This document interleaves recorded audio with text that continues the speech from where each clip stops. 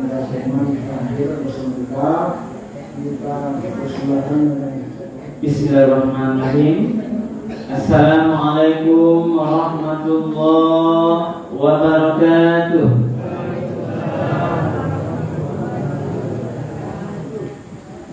Ibu yang di belakang masih terhana salam ibu ya.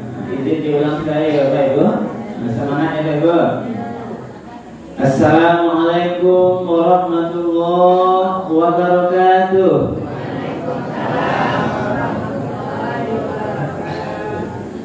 Alhamdulillah rabbil alamin alladzi anzala sakinata fi qulubil mu'minin. Asyhadu an la ilaha illallah wahdahu la syarika lah wa asyhadu anna Muhammadan abduhu wa rasuluh sallallahu alaihi wasallam la nabiyya ba'da. Wa qala Allah ta'ala fil Qur'anil Karim, a'udzu billahi minasy syaithanir rajim. Bismillahirrahmanirrahim. Wa idh ta'adzana rabbukum la in syakartum la azidannakum wa la in kafartum inna 'adzabi lasyadid. Sadaqallahul azim. Ibu dan bapak para jemaah yang dimuliakan oleh Allah, pada malam hari ini tausiah kita judulnya adalah beribadah sebagai wujud syukur kepada Allah. Baik itu, beribadah sebagai tanda awak bersyukur kepada nikmat Allah. Di dalam sebuah hadis riwayat Hakim dari Jabir bin Abdullah, Rasulullah pernah menyampaikan kepada Bapak bahwa di akhirat nanti, kata Rasul, ada seseorang hamba yang telah beribadah selama 500 tahun. Ini Nabi menyampaikan ceritanya. Lalu ahli ibadah tersebut dipersilahkan oleh Allah masuk ke dalam surga. Silahkan. Jadi dia sudah beribadah selama 500 tahun. Kemudian disuruh masuk surga oleh Allah. Kemudian ini masuklah, apa kata Allah? Wahai hambaku, masuklah ke dalam surga ini karena rahmatku. Ini hadis qudsi. Kemudian orang ahli ibadah ini ketika Allah menyampaikan masuklah ke dalam surga karena rahmatku, lalu hatinya sedikit menyangkal. Kenapa Allah mengatakan masuk surganya karena rahmatku, bukan masuklah ke dalam surga karena ibadahmu yang 500 tahun? Tapi masuklah ke dalam surgaku karena rahmatku. Lalu dia kurang terima hati. Kemudian dia bertanya, ya Rabbi, mengapa aku tidak dimasukkan ke dalam surga itu karena amalku? Tanyanya lalu Allah Subhanahu wa taala mencoba memperlihatkan nikmatnya. Dia mencoba bertanya kepada Allah, coba dihitung nilai ibadah yang 500 tahun itu, kemudian Allah upamakan dengan nikmatnya. Lalu ditimbang oleh ibu dan bapak, dengan seluruh amalnya itu ditimbang sebelah matanya, nikmat sebelah mata ahli ibadah dengan beratnya amal ibadah 500 tahun. Gitu? Ternyata beratnya satu sebelah mata ahli ibadah ini sebagai nikmat dengan pahala ibadahnya 500 tahun lebih baik, maksudnya lebih berat lagi timbangan sebelah matanya ahli ibadah daripada amalnya yang 500 tahun. Setelah melihat itu, barulah ahli ibadah ini tunduk di hadapan Allah, menyadari betapa kecil nilai ibadahnya. Dari cari toko bisa dibayangkan itu apa? Sedangkan ahli ibadah yang 500 tahun beribadah masih kecil. Kalau dinilai satu karunia Allah sebelah matanya, apalagi dihitung nanti dua belah matanya, dihitung nanti nafas yang dia bebas menghirup oksigen di udara, kemampuan berjalannya, kemampuan hatinya menelan semua nikmat lain, tentu tidak sebanding. Kemudian makanya Rasulullah tiap malam dia beribadah qiyamul lail, salat malam. Padahal kita tahu Rasulullah adalah manusia yang maksum, yang bebas dari dosa, dijamin masuk surga. Lalu kenapa Rasul tiap malam masih beribadah yang panjang? Sehingga istrinya menyatakan bahkan sampai bangkak kakinya itu dengan beribadah berdiri, beribadah salat ibadah.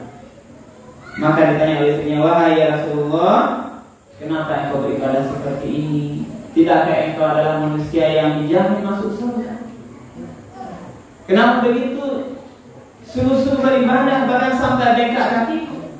Maka Rasul dengan tegas menjawab, bukankah lebih baik aku menjadi hamba yang bersyukur? Ini hadis riwayat Bukhari. Jadi dari cerita yang dua ini, ternyata Rasul beribadah itu adalah sebagai tanda dia bersyukur atas seluruh nikmat Allah yang diberikan kepadanya. Karena itu kenapa? Mari di waktu kita yang sekarang ini kita jadikan semua ibadah yang kita lakukan ini, baik sholatnya, puasanya, zakatnya, memberi fakir miskin, infak sedekah, semua itu adalah sebagai tanda kita bersyukur atas semua nikmat yang telah Allah berikan kepada kita. Kita tidak bisa menghitung nikmat ini banyak nih, Bapak. Sebagaimana Allah katakan di dalam surah An-Nahl ayat 15, wa in ta'uddu ni'matallahi la tuhsuha innallaha laghafurur rahim. Kalau coba menghitung-hitung seluruh nikmat yang Allah berikan kepada kita, yang sedang kita nikmati, yang telah Allah nikmati, dan yang akan kita nikmati, itu pasti tidak bisa dihitung gitu. Tidak bisa dihitung. Dan tidak bisa kita nilai itu barangkali benar. Cobalah jujur kita dulu. Siapa kita yang bisa menilai nikmat yang sedang kita nikmati sekarang? Kemampuan kita dengan tenang, sehat kita, bisa kita bernafas dengan baik. Mata kita yang melihat dengan terang, telinga yang masih nyari mendengar ceramah ustaz dan perkataan orang lain. Bagaimana itu tadi? Bagaimana nilai? Dia boleh amat. Wah kali satu jari itu enggak 1 juta, Bu? Bu, cie jari ibu, cie kuku lah, buka ke 1 juta di tingginya, buka kuku betul di letak, kenapa? Itu 1 kuku jari. Bagaimana kita nanti dihitung dengan nilai mata kita, akal kita yang masih waras. Allah tahu kadang-kadang nilai itu apa? Ketika pada Allah berikan sakit kepada baru sadar betapa besarnya nikmat sehat. Ini siapa ya Pak Kayu? Kadang-kadang waktu lupa siapa nikmat itu tidak tahu. 2 hal yang kadang-kadang manusia lalai lupa dengan nikmat Allah, nikmat sehat dan nikmat kelapangan. Waktu lapang, sedang lapang waktu, sedang kelapangan rezeki, tidak terpanggil beribadah saja. Sedang lapang waktu masih banyak waktu, tidak terpanggil beribadah yang lain. Bekolah tahu sampai orang itu banyak yang lain, baru takana ibadah kepada Allah. Allah sakit, baru minta kepada Allah, ya Allah sembuhkanlah aku akan sholat. Mengaji ya Allah, cegahlah dulu sembuhkan. Kita minta Allah. Kapan kita minta? Kalau sudah sakit. Tapi juga badan kita sehat. Kapan kita minta dengan lebih khusyuk. Mungkin sholat yang biasa-biasa alhamdulillah. Karena itulah perlu kita tingkatkan kualitas syukur kita itu. Nah, ibu dan bapak jemaah yang dimuliakan Allah. Tadi di awal ayat saya bacakan Al-Quran surat Ibrahim ayat 7. Ayat ini sangat populer. Sering wadana ketika baca itu tentang syukur. Konsep syukur sangat jelas oleh Allah dalam Al-Quran. Bagaimana Allah berfirman? Wa in ta'azzana rabbukum la in syakartum la azidannakum. Sungguh Tuhanmu telah memaklumkan. Ini cerita Musa kepada apa ini? Kepada umatnya. Apa kata Musa? Bagian ini apa pelajarannya? La in syakartum.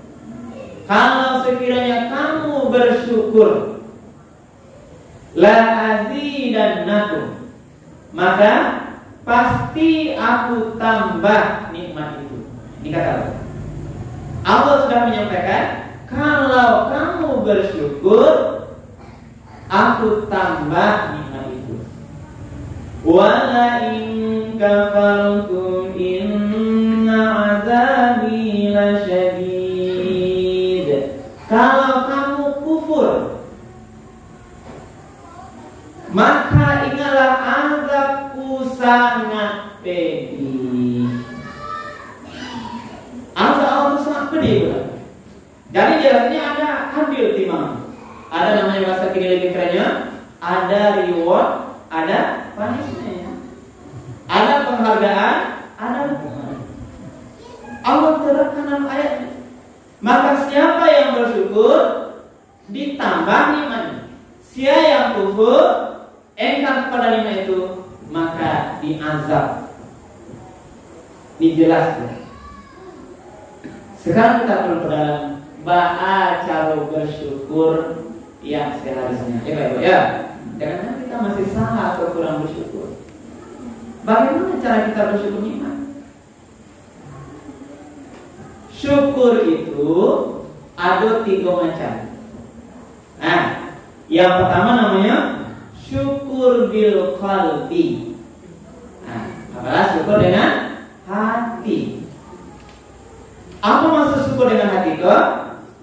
Kita meyakini, mempercayai kalau semua nikmat yang diberikan, yang sedang kita terima oleh Allah sebagai titipan itu, apapun bentuknya, nikmat rezeki, harta, pangkat jabatan, kesehatan, semua nikmat-nikmat itu harus kita syukuri dari hati kita, bahwa semua nikmat itu datangnya dari Allah Subhanahu wa ta'ala. Itu harus kuat. Nah, boleh sumiang dulu. Maksudnya adalah kalau kita yakini ada nikmat Allah karena hebat Allah mencari titik, itu sudah mulai besar. Syukur hati ini. Ambo malah hanya dari untuk di pasar mengalih.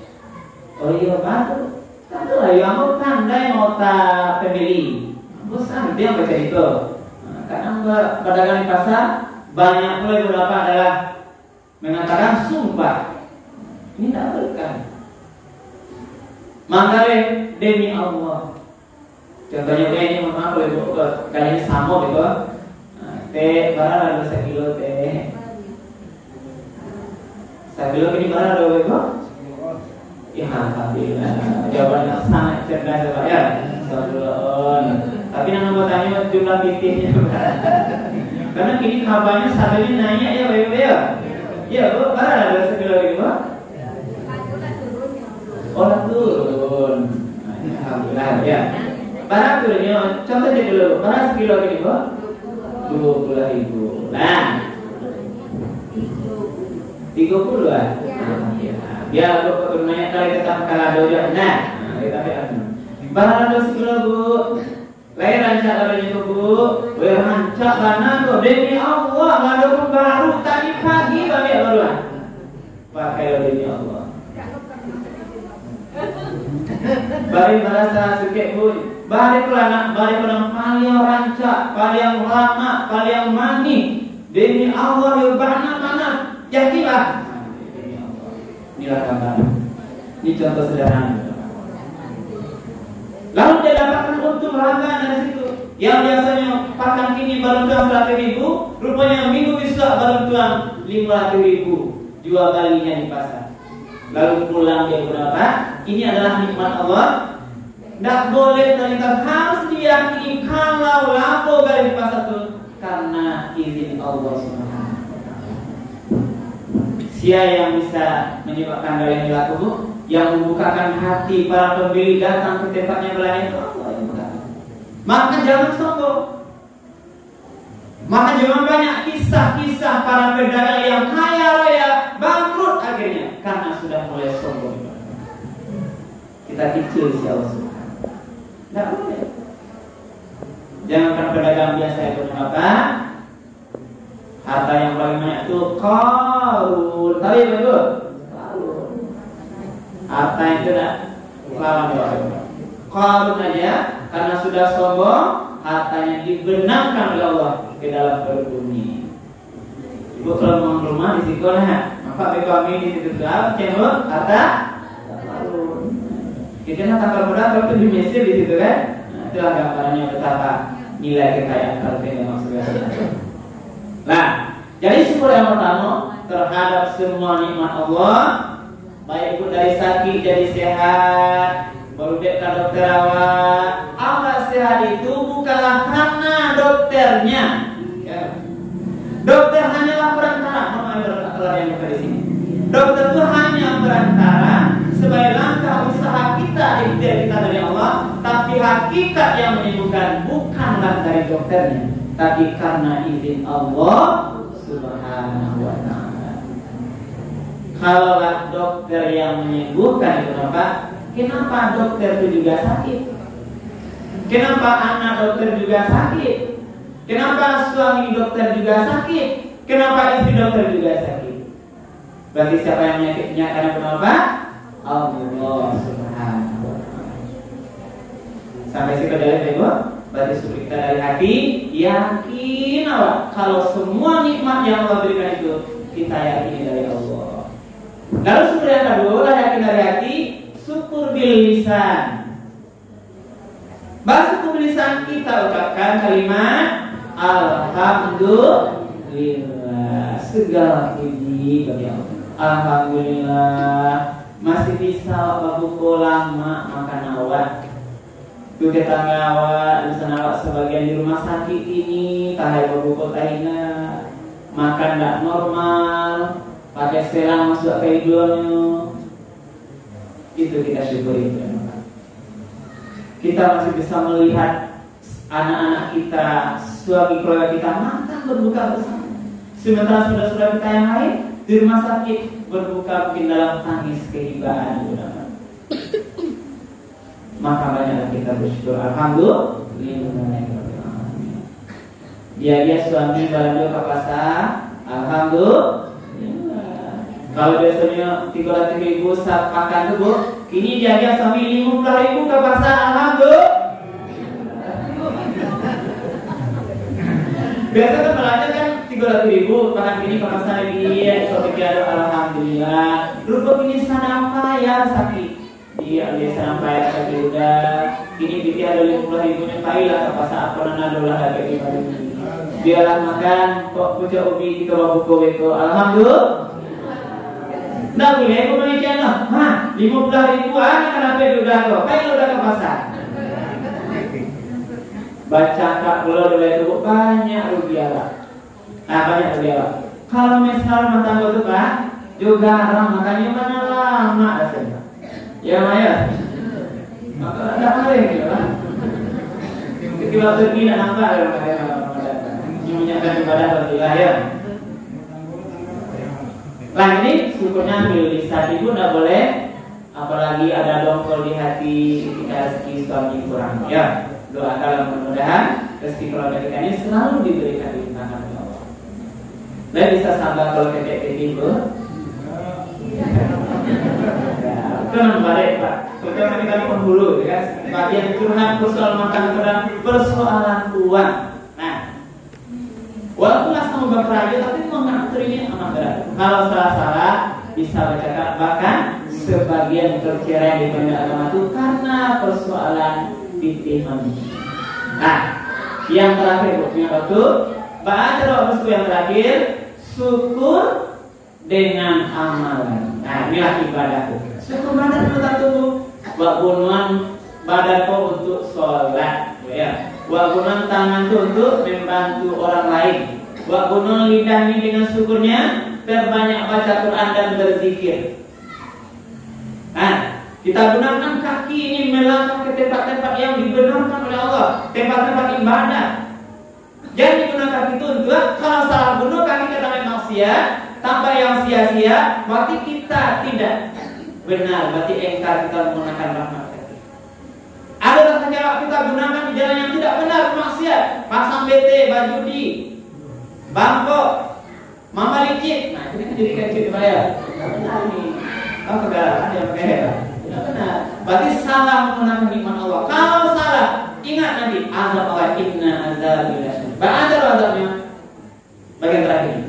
Allah katakan kalau orang bersyukur ditambah dua bentuk tambahan. Pertama ziyadah maliyah, yang kedua ziyadah ruhiyah. Ziyadah maliyah itu maksudnya ditambah harta yang ada ya. Kalau ini ada rumah cie bisa bersyukur, bisa dapat rumah cie lain. Ada untuk ini cie pandai bersyukur karena Allah, bisa dapat untuk ditambah nikmatnya. Yang kedua ziyadah ruhiyah, ditambah ketenangan jiwanya. Makin tanam, makin nyaman, makin damai rumah tangga. Tapi orang yang kufur, inna azabil lasyadid, bantu azab yang begitu. Yang pertama binuksanin maliyah, dikurangi, diambil harta yang ada. Habis dengan caranya. Mungkin maaf ada kebakaran, mungkin sakit yang lama, biaya yang tidak diduga-duga dan sebagainya. Allah sebenarnya mau ambil karena barangkali terlupa bersyukur pada Allah. Allah ambil satu.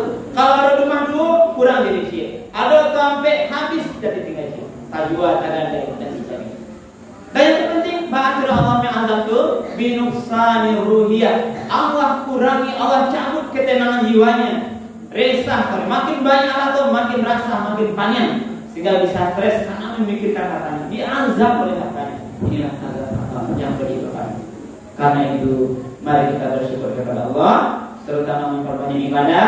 Apalagi bulan Ramadan ko mari sungguh-sungguh ibu buat tawi ibadah Ramadan sampai akhir Ramadan. Rajin-rajin buat semayang malam, puasa batu-batu awak sungguh-sungguh siang harinya. Tidak hanya kita jaga yang membatalkan, tapi juga yang merusak yang ibadah puasa kita. Mudah-mudahan dengan segala nikmat ini kita betul-betul bisa menjadi pandai sebagai hamba Allah yang betul-betul pandai bersyukur, dan mudah-mudahan Allah tambah nikmatnya pada kita dan Allah tambah ketenangan jiwa kita. Amin ya. Terima kasih dan banyak maaf kalau ada yang kurang berkenan. Kami akhiri subhanallah hamdika asyhadu an la ilaha illa anta astaghfiruka wa atubu ilaik. Billahi taufiq wal hidayah. Wassalamualaikum warahmatullahi wabarakatuh.